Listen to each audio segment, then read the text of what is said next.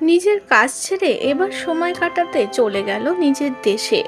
এবার বগুড়াতে গিয়ে ছাগলের বাচ্চাকে নিয়ে ছেলেকে নিয়ে বেশ খেলায় মজেছে অভিনেত্রী অপু বিশ্বাস।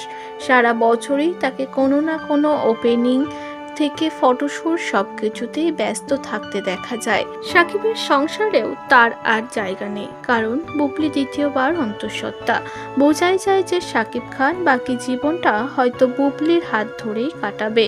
সেজন্য দ্বিতীয়বার ফ্যামিলি প্ল্যানিং এর কথা ভেবেছে সাকিব এবং বুবলি। অপু বিশ্বাসকে মাঝে মাঝেই আজ দেখা যায় তার দেশের বাড়িতে গিয়ে সময় কাটাতে। অপুকে নিয়ে ইতিমধ্যেই অনেকেই অনেক রকম বার্তা দিয়েছে। অভিনেত্রীকে অনেকেই জানিয়েছে, অপু তুমি তোমার মতো করে ভালো থাকো।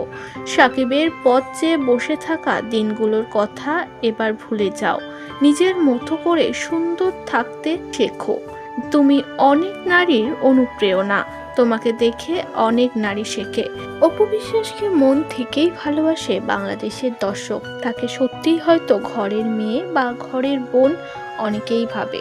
সেজন্য তার ছোট ছোট ভিডিও, ছোট ছোট ফটোতেই হাজারো কমেন্ট পড়ে কমেন্ট সেকশনে।